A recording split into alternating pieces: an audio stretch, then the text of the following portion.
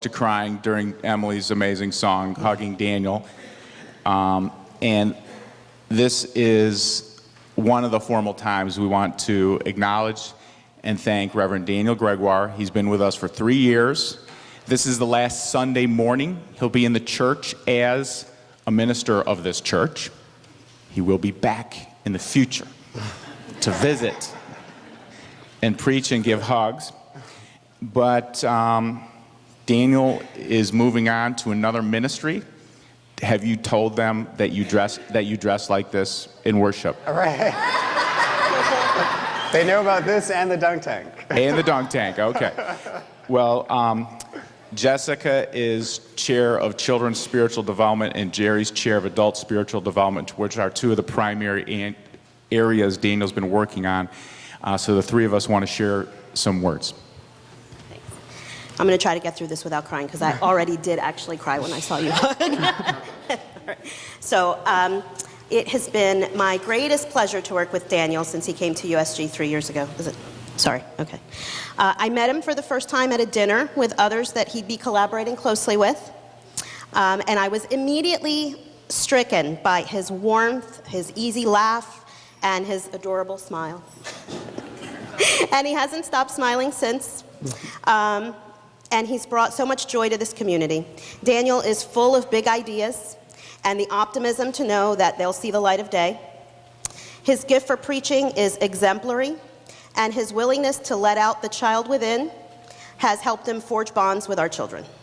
He will undoubtedly be a huge asset to the Unitarian Universalist Society of Grafton and Upton, but he'll be sorely missed at the Unitarian Society of Germantown. I'm looking forward to continued friendship and cat pictures, Daniel, even at a distance. Oh, thanks, Jess. So I've had the pleasure of working with Daniel for the last 3 years as chair of the Adult Spiritual Development Committee. And I was asked to keep it brief, so I uncharacteristically made some notes and even more uncharacteristically organized them. So 4 ways that I want to think about Daniel. Giving, getting, taking, and leaving. And what has he given us? He's given us his self more than anything else, his wonderful smile and energy and humor. Look at this man. Who dresses like that? And in our ASD meetings, we always start with a period of meditation, and then Daniel leads us in some spiritual practices and sharing, and he's really enriched what we do in those meetings, which enriches the work that we do. But he's also gets down and dirty, and he teaches courses himself. He takes care of the ASD bulletin board and does a lot of little things like that. So what has he been getting? He's been getting the support of just a truly beloved community. And, you know, what says love more than feedback? And then Daniel's got a lot of feedback, and he's taken it so well, and it's always been given in a positive way. And as a result, he's had a chance to grow. I, for one, have just seen him. One of the things that he's gotten is a pulpit, whether it's a bully pulpit or it's a pulpit. And I've just seen him grow over the last 3 years into a really terrific speaker who does wonderful sermons. So what is he taking? Well, he's taking our gratitude for sure. And he's taking what he's learned about teamwork and about leadership and about that nasty administrative stuff and all those things that have to be done. But he's been in the trenches, and he's learned a lot in the trenches. And that's what he's taking with him. What he's leaving for us is a lot of fond memories, for sure, but I think a lot of pride in having any part in watching this young minister grow from his ordination into more and more of a true ministerial leader. And I think we should have some pride in knowing we are sending forth to Massachusetts the best and the brightest of USG, which can only make their place better. So I thought of doing a few verses of Daniel by Elton John, but I'll spare you that. Other than the last verse, which is, "Oh, I'll miss Daniel. Oh, I'll miss you so much." God bless, Daniel.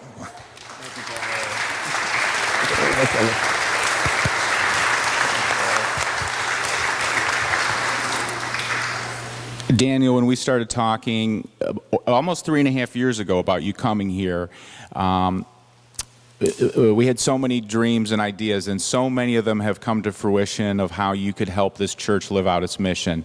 I was trying to summarize as well, and one of the ways is building bridges.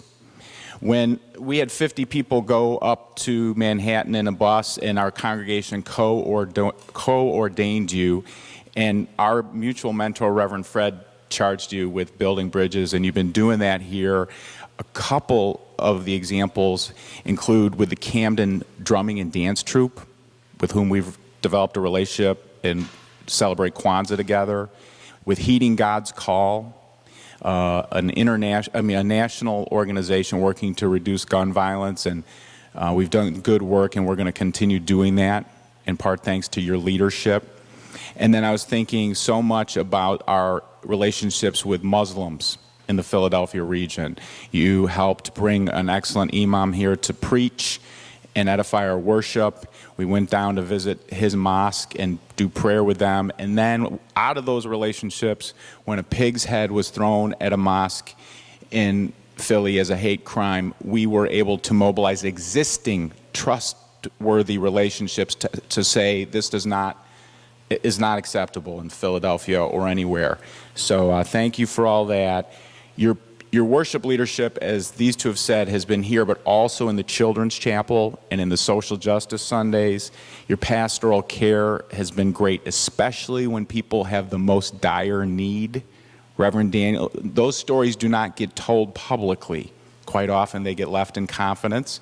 And I can tell you, Reverend Daniel has touched some people's lives when they were on the edge and worried about falling off.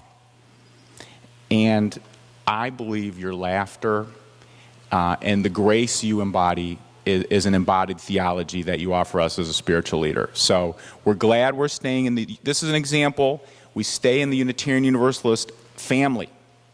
So we will know Daniel and be in relationship with him, and who knows how many times we're going to do great things with him in the coming years and decades. We have a gift of money. We said, what do people like to receive for a gift? So there's a cat and some flowers. And we love you very much and wish you many blessings. We're going to celebrate with a lot of excellent food. There's awesome food at this celebration today. And Daniel and I are two of the people who are getting in the dunk tank, and you can knock us in the water. Okay. Thank you for the lovely flowers, and I love yellow flowers. So I wrote a few words to share, and I just need to kind of collect myself before doing so. One, let me just say that it's a long road to the end, but here I am, and I am so grateful for this experience and for each and every one of you. I mean, both in ways that we talked about in the reflections, but it just really, from the moment I first got here, it was, I remember when I lived in Pelham Park, 4 members of this congregation, 4 very unlikely members of the congregation came to help me move into my apartment. And I remember when I first saw them, an apartment that Ingrid helped me find, by the way, when I first saw them, I thought, oh my goodness, it was Walt and Carol Siglowski, Lynn Kalish, and, oh gosh, someone else whose name just slipped out of my mind. And I just felt so loved and so embraced from the very beginning. And that's how it's been until this time, the end. So I'm feeling all the feelings right now. I'm excited by my transition for sure, but also terrified by the transition and of leaving here. This has been a bridging ceremony for me too, as I said, as it has been for you. Being of service here at USG has really been an awesome blessing. The congregation has allowed me to grow and to become the person I am becoming as a minister. And I've experienced encouragement, endless welcome, forbearance, because that was needed too, and optimism. I enjoy telling stories, leading the children, youth, and adults in spiritual practice, planning chapel and social justice programs. I've loved seeing our teachers inspire bright ideas. I've loved bedside visits at hospital, running into members all over the Northwest. I love seeing you, each and every one of you. And these blessings were received by me, and they were given extravagantly. They were given with abundance. There have been challenges too over the years. It hasn't all been stories for all ages and singing around the campfire. But the challenges were blessings too, sometimes very well disguised blessings. And there are opportunities for all of us, especially me, to rise to the occasion and let the better angels of my nature take the wheel. Right now, it looks like my next steps will have me in Grafton and Upton, Massachusetts, where I hope to be for a good long while. And I am taking all of the blessings that I've received here, received in this community with me. So I will miss you. I love you. And may life continue to bless us all.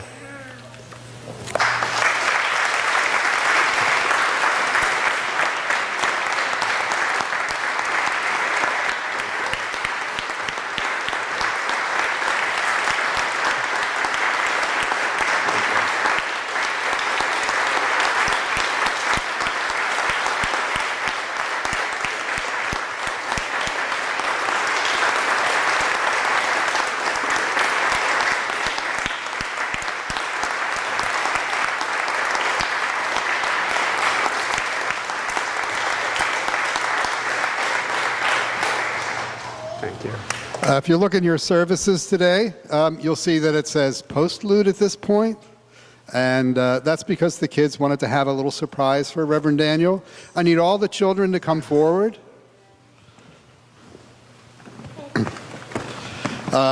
So as part of our service each week, when it's time for everybody to go see Reverend Daniel, we sing, "Go Now in Peace."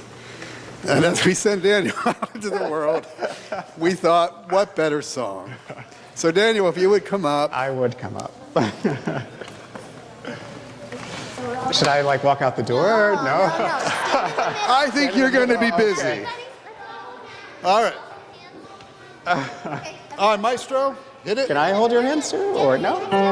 Stand in the middle. Oh, okay. No, okay, we can do this.